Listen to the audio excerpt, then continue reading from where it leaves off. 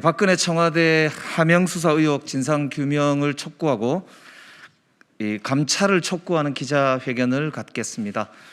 오늘 더불어민주당 의원들과 열린민주당의 의원들이 함께 참석해서 KBS 시사직격이라고 하는 시사 프로그램에서 제기된 바 있는 2014년, 2015년 박근혜 청와대의 기획 하명 수사 의혹에 대해서 명명백백히 진실을 밝히고 감찰을 통해서 그 진실을 규명함과 동시에 관련자의 엄정한 처벌을 촉구하는 그런 기자회견을 시작하겠습니다.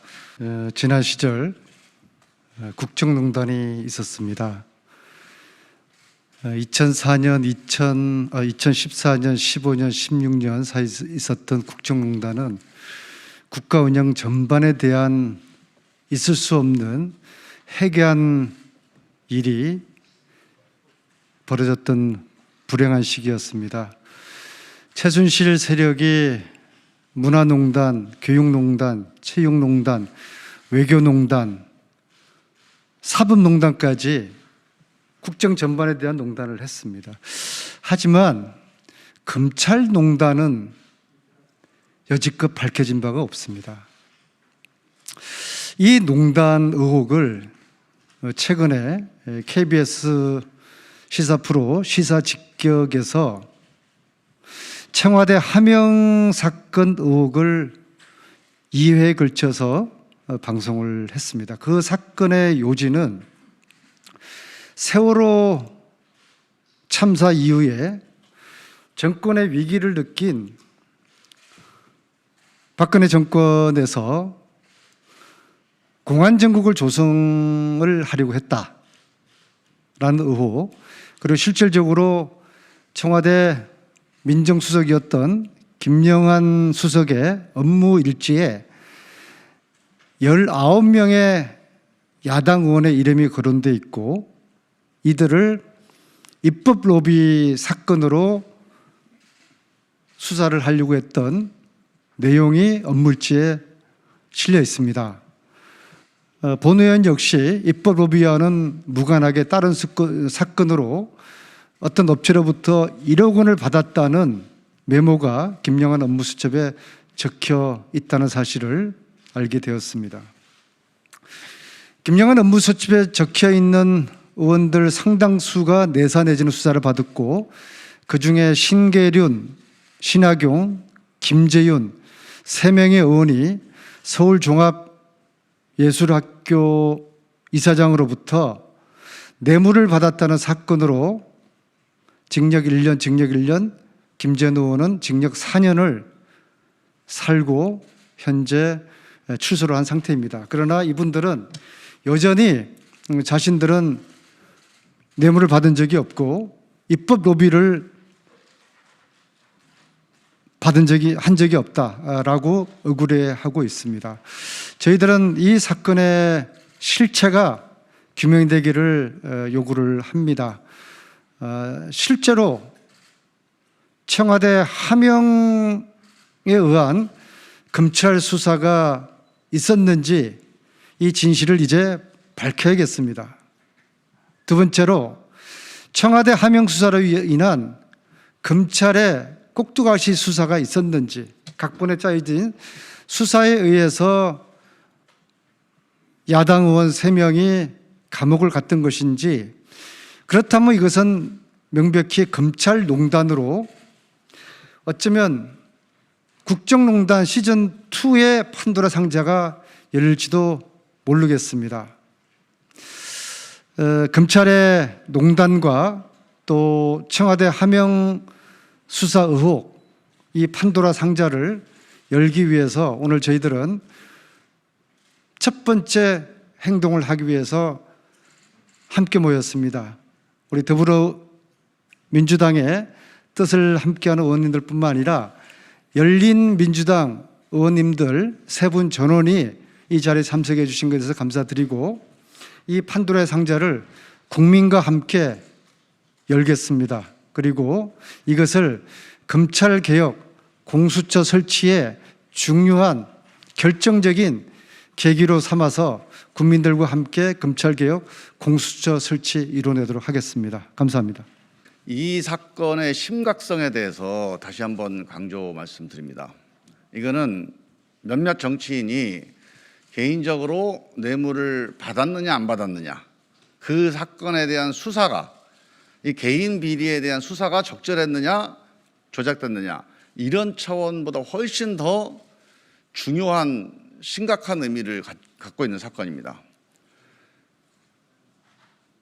청와대 정치 권력과 검찰이 합작을 해서 국회의 입법권을 흔들고 훼손한 사건이냐 아니냐, 이게 엄청나게 중요한 사건입니다. 만약에 이게 청와대의 정치 공작에 의해서, 박근혜 정권의 정치 공작에 의해서 검찰이 동원된 입법권 훼손 사건이면 이거는 헌정 질서를 근본적으로 뒤흔들 사건입니다. 국회의원들이 입법을 위해서 사람을 만나는데 그 사람을 불러다 놓고 또는 그 단체를 불러다 놓고 저 의원하고 관계를 강요하라고 그 사람의 약점을 캐고, 그래서 그 사람이 허위로 진술해서 돈을 줬다고 허위로 진술해서 그 국회의원의 정치 생명을 끊어버리고, 이거는 단순히 정치인 한두 명의 이해관계가 달린 게 아니고 헌법적인 입법권 그리고 국민 주권을 대행하는 그 입법권에 대한 근본적인 훼손 사건입니다. 그래서 이 문제에 대해서는 정말 사실이 뭔지 철저하게 진상을 규명해야 합니다. 그리고 다시는 만약에 이게 사실이었다면 이런 사실이 재발되지 않도록 근본적인 대책을 세워야 된다. 그래서 이거는 기존에 우리가 얘기했던 검찰개혁을 뛰어넘는 그런 심각한 사안으로 보고, 우리 국민의힘이나 다른 야당도, 우리 열린민주당이 함께하고 계십니다만, 이 사건으로 피해를 본 정당과 국회의원 차원의 문제가 아니고 우리 여야를 넘어서 우리 국회 전체가 이 입법권을 침해한 사건인지 아닌지를 조사하고 확인해서 그런 요소가 있었다면 어떻게 개선할지를 함께 모색해야 되는 이런 초당적인 국회 차원의 대처가 필요하다는 점을 다시 한번 강조드립니다. 기자회견문을 말씀드리겠습니다. 박근혜 청와대 하명수사 의혹 진상규명을 위한 감찰과 조사를 촉구합니다. 지난주 방송된 KBS 시사 프로그램 시사직격에서는 검찰이 특정 목적으로 기획수사를 하고 기소권을 남용하여 검찰의 입맛대로 사건을 조작한 의혹이 방송되었습니다. 박근혜 청와대의 하명에 따라 검찰이 기획수사를 했다는 의혹을 제기한 것입니다. 박근혜 청와대 민정수석이었던 고 김영환의 비망록에는 검찰이 특정 정치인을 겨냥하여 사건 수사를 지시한 것으로 추정되는 메모가 다수 발견되었습니다.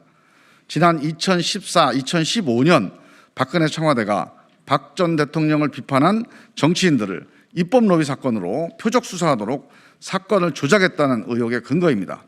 이는 명백히 박근혜 청와대의 하명 수사에 의한 입법권 침해입니다. 3명의 전직 의원 사건은 과거 한명숙 전 총리 관련 검찰 수사와 재판 과정 등에서 제기되었던 검찰의 표적 기획 수사와 매우 닮아 있습니다. 한명숙 전 총리에게 돈을 건넸다고 진술했던 한만호 씨는 항소심 공판에서 진술을 번복했고, 검찰의 협박과 회유로 어쩔 수 없이 허위 진술을 하였음을 비망록을 통해 토로한 바 있습니다. 박근혜 정권의 청와대가 하명하고 검찰이 호응하여 피의사실 공표하고 결국은 입법을 위한 여론 수정 과정을 입법 로비라는 프레임으로 기획하여 야당 정치인을 감옥에 보낸 것이 본질입니다.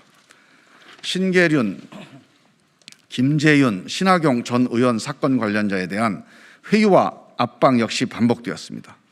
검찰이 학교, 기업, 협회의 사건 관계자들을 대상으로 입법 로비 자백을 강요하고 재판 거래까지 한 의혹을 언론은 제기하고 있습니다.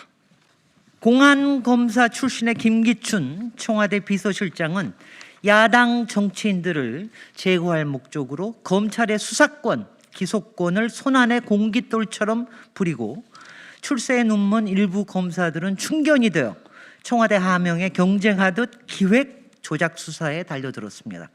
이와 같은 국정농단 및 수사 기소권 농단의 최고 윗선은 최순실이었다는 것이 합리적 의심입니다.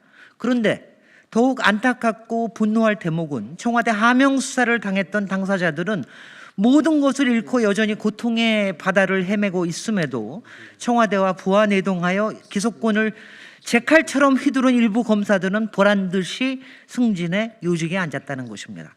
검찰의 기획수사 및 기소권 남용이 얼마나 심각한 문제와 후과를 만드는지 박근혜 청와대 하명수사 의혹은 여실히 보여주고 있습니다. 법과 원칙, 국민을 위해서가 아니라 정치적 목적과 자기 조직의 이익을 위한 검찰권 행사는 더 이상 되풀이되어서는 안 됩니다. 신계륜 의원 등에 대한 하명수사 의혹은 검찰개혁이 왜 필요한지 보여주는 또 하나의 실증입니다. 수레바퀴를 사마귀가 막을 수 없듯이 검찰개혁의 시간은 누구도 거스를 수 없게 되었습니다. 그런 의미에서 박근혜 청와대 하명수사 의혹부터 그 진상이 철저하게 밝혀져야 합니다. 새 전직 의원의 판결을 전적으로 부정하자는 취지가 아니며 억울함은 법 절차대로 바로잡더라도 청와대 하명에 따른 기획수사 의혹은 반드시 규명의 책임을 물어야 한다는 것입니다. 우리는 박근혜 청와대 하명수사 의혹의 전반에 대한 즉각적인 감찰을 강력히 요구합니다. 우리는 검찰이 과거의 폐해와 의혹의 사슬에서 벗어나 국민의 신뢰를 회복하고 사회 정의를 지킬 수 있도록 검찰 개혁의 길을 함께 할 것입니다. 2020년 10월 21일 청와대 하명수사 의혹에 대한 감찰을 촉구하는 의원 일동.